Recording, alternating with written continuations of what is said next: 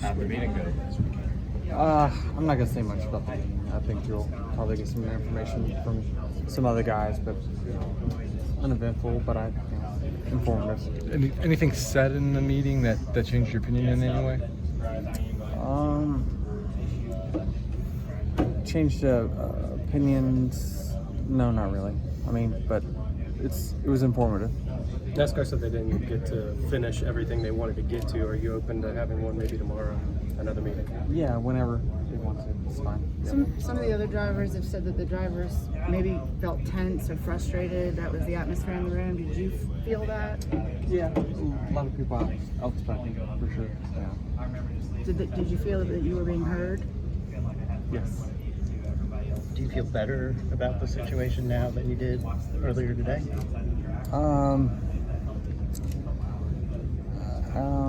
I think there's a sense of urgency on their part, yes. Would we have gotten to this point if you and Kevin specifically weren't so aggressive and kind of forcing the issue? Is that what it took to have this day happen? Maybe. I mean, certainly, I think it helped in that aspect. I mean, it certainly, it probably helped the situation, the urgency that got behind the momentum that we got on that right now, for sure. What do you think of Byron's penalty being revised and him getting his points back? Yeah, it was fortunate for him, unfortunate for me. And do you feel it was a proper decision?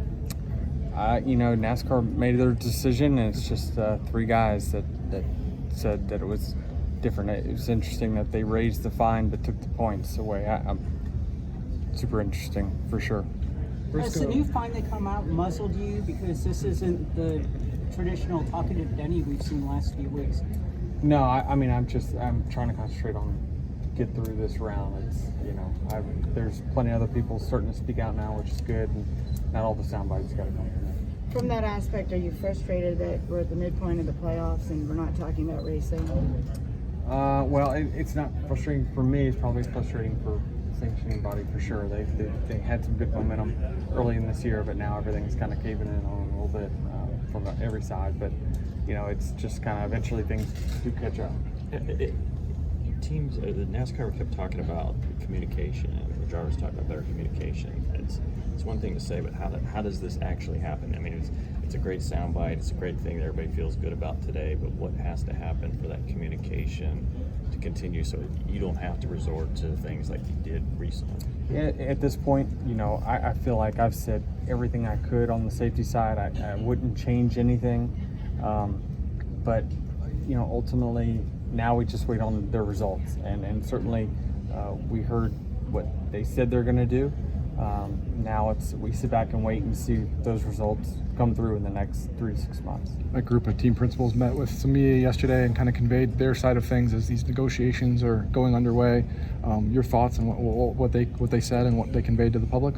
Well, my team fully supports what the TNC said verbally to the media. Obviously, they're the ones doing the negotiations, and they felt like they've reached a point where they needed to go to the media. So it's, my team supports them. Collectively, the drivers and now the team owner, the principals yesterday, have you guys noticed that it's effective after you bang on the door enough and don't get the answers? It's effective now. Come to us and make it public. Yeah, listen, the media is a powerful tool.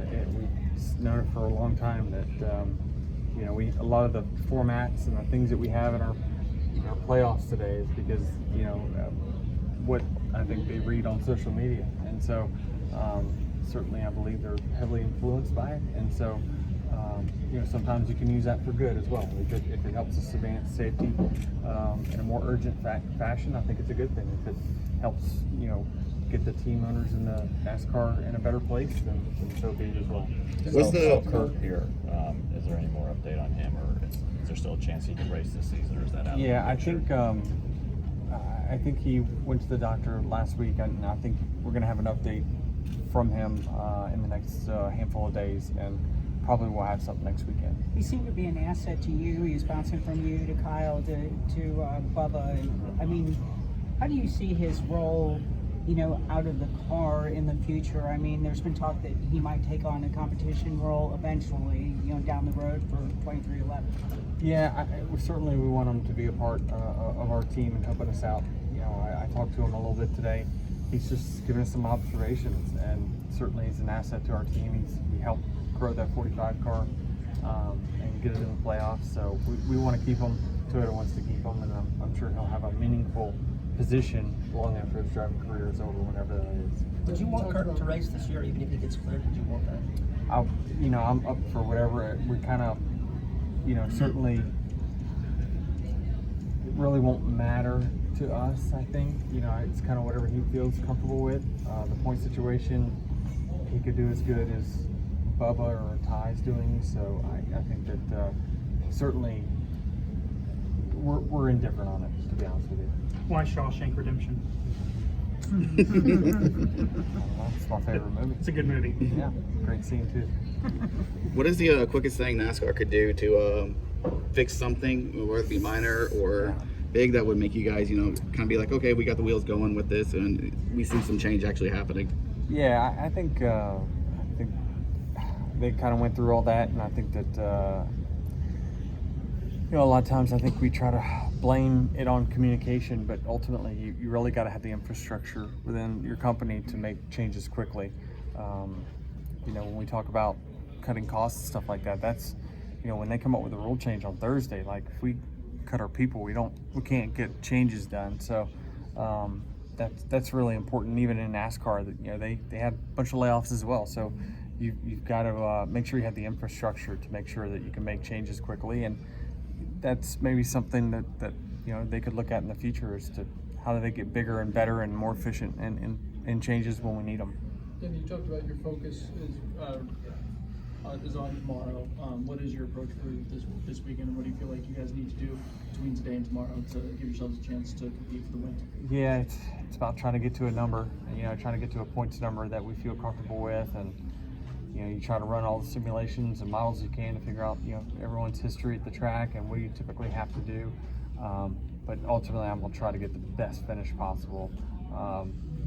If I can somehow get stage points, which certain when we're starting is going to be difficult, we're going to do it. So whatever we have to do to try to scratch and claw, it's certainly, in the end of the day, it's probably going to be pretty close.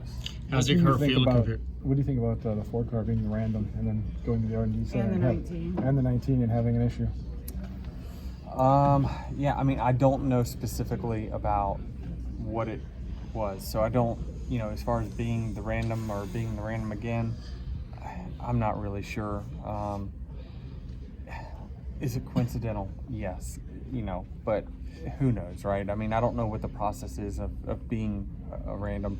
Certainly, when we got, busted at Pocono, we were transparent, because it was so obvious that, what are we doing here? Even when the rap pulls back and the crew chief says, what the hell's that? Then there's a problem. So, we don't know, if there's something wrong, they have to continue to police it like they have all year, because the minute they kind of let one thing start to slide, we end up building a whole department around how we're going to make that part better. Do you think the 11's going to be a random here soon? No, I do not. Are they checking tire pressures yet?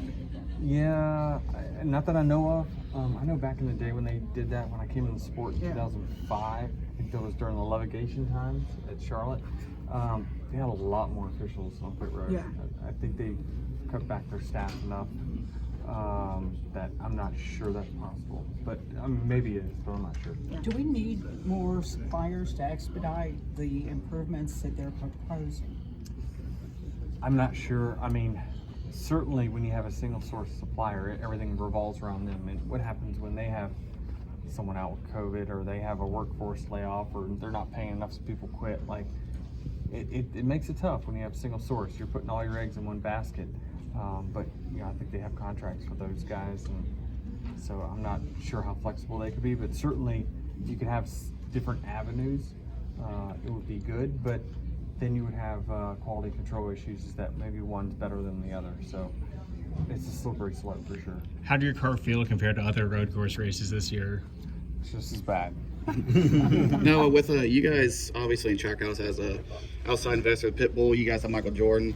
When it comes to stuff like safety and everything and the cost of everything, do those guys have any sort of insight say to NASCAR or anything about that? What's going on? No, I mean, Michael doesn't get into that side of it for sure. He kind of leans on myself and you know, to lean on our competition people on stuff like that. So I don't really, from our side, you know, listen, I doubt Pitbull even knows, you know, what's going on. Michael probably knows half of what's going on. So I'm not really sure those guys, you know, really are an influence anyway, one way or another. Okay. Brad Keselowski said last week that he feels like as an owner, he has more insight into things NASCAR is doing on the safety front. As an owner, do you feel like you have some inside information that you wouldn't have if you were just a driver? Sure. I mean, I see the emails when, you know, John Probst sends out an update for something for the safety or just a competition update. I see it right away because it goes right to us. So, yeah, you know it a little sooner. Certainly, as a driver, I wasn't privy to all that small, tiny information, but I don't ask for it, but I do see it. There's nothing. Last question. There's nothing from that you find particularly like Not really. comforting, No, I guess. No, I mean, I'm not saying it's not comforting. I'm just saying there's nothing that jumps off the page to say, oh wow, that's a game changer. Now, I mean, hopefully we got some game changers coming in the future. Disney on Ice or road course racing? Disney on Ice. Yeah. This year. Did you learn anything at the Homestead test that'll help you with this car when you guys go back? I think we're going to be fast. I just hope we have a chance when we get there. I mean, that's what I hope.